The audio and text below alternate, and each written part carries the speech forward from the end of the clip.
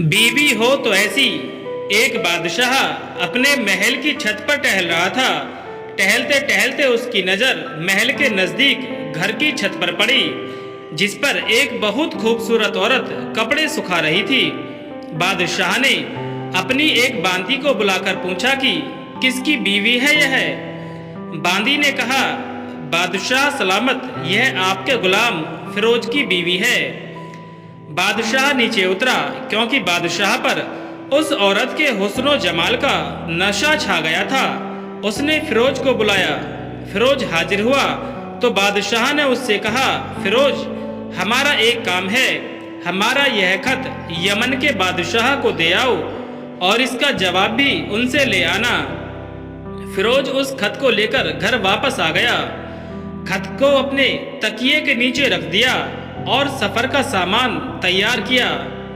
रात घर में गुजारी और सुबह मंजिले मकसूद पर रवाना हो गया, इस बात से अनजान कि बादशाह ने उसके साथ क्या चाल चली है।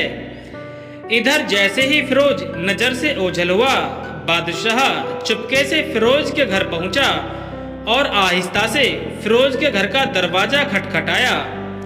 फिरोज की बीवी ने कहा, कौन है?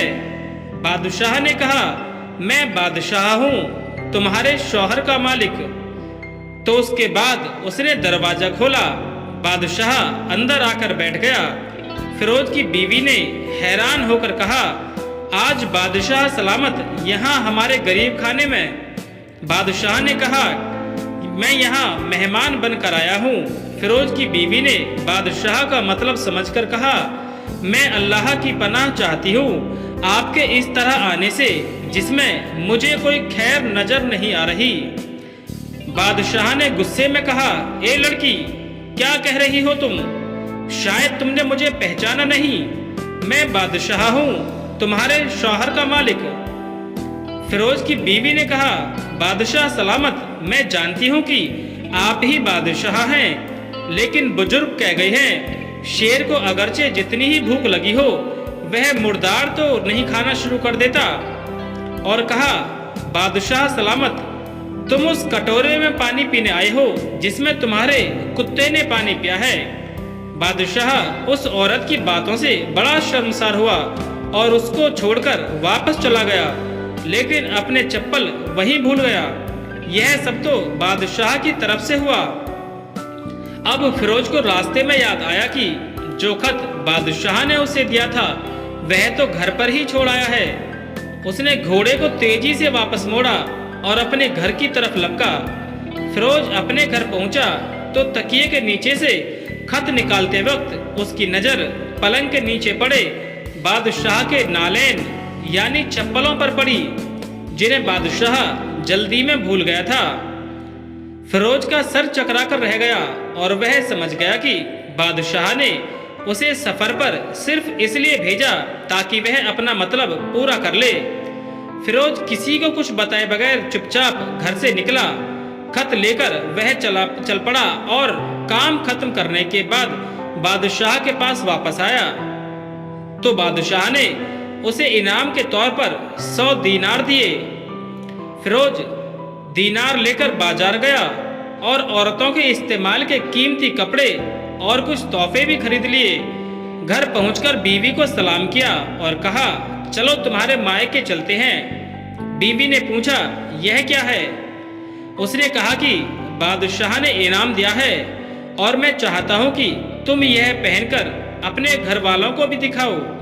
बीवी ने कहा, जैसा आप चाहें। बीवी तैयार हुई और अपने वालिदैन के घर अपने शौहर के साथ रवाना हुई।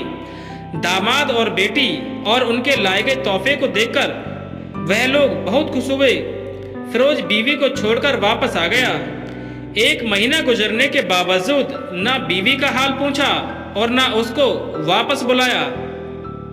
फिर कुछ दिन बाद उसके साले उससे मिलने आए और उनसे कहा, आप हमें अपनी बहन से गुस्से और नाराजगी की वजह बताएं या फिर हम आपको काजी के सामने पेश करेंगे।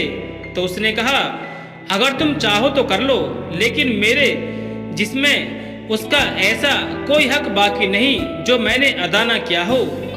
वह लोग अपना केस काजी के पास ले गए तो काजी ने फिरोज को बुलाया। काजी ये वक्त बादशाह के पास बैठा हुआ था।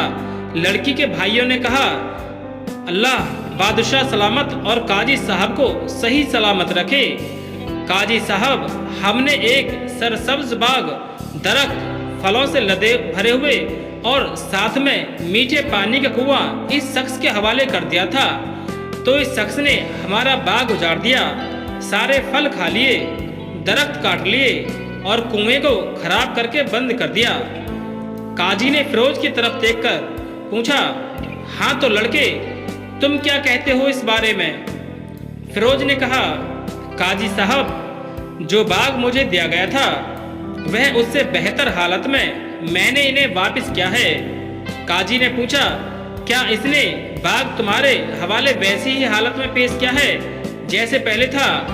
उन्होंने कहा, हाँ वैसे ही हालत में वापस किया है, लेकिन हम उससे बाग वापस करने की वजह जानना चाहते हैं। काजी ने कहा, हाँ फिरोज, तुम इस बारे में क्या कहना चाहते हो?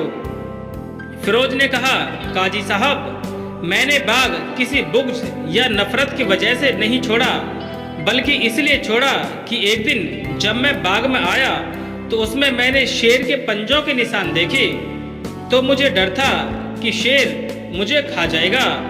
इसलिए शेर के डर की वजह से मैंने बाग में जाना बंद कर दिया है। बादशाह, जो टेक लगाए हुए यह सब कुछ सुन रहा था, उठकर बैठ गया और कहा, फिरोज, अपने बाग की तरफ अमन और खुशी होकर जाओ।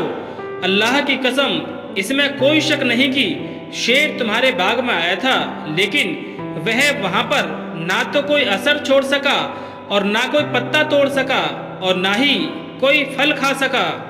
वह वहाँ पर थोड़ी देर रहा और मायूस होकर लौट गया, और खुदा की कसम, मैंने कभी तुम्हारे जैसे बाग के गिर्द लगी मजबूत दीवारें नहीं देखी। फिरोज अपने घर लौट आया और अपनी बीवी को भी वापस ले लिया। ना तो काजी को पता चला और ना ही किसी और को कि मामला क्या है। क्या खूब बेहतर है अपने अहलो अयाल के राज को छुपाना कि लोगों को पता भी ना चले कि माजरा क्या है। दोस्तों, अपने घरों के भेद किसी पर जाहिर ना होने दें। दोस्तों, उम्मीद करते हैं ये कहानी आपको खूब पसंद आई होगी। अगर ये कहानी आपको पसंद आई है तो इसे लाइक करें, अपने दोस्तों में शेयर करें और हमारे इस चैनल को सब्सक्राइब जरूर कर दें।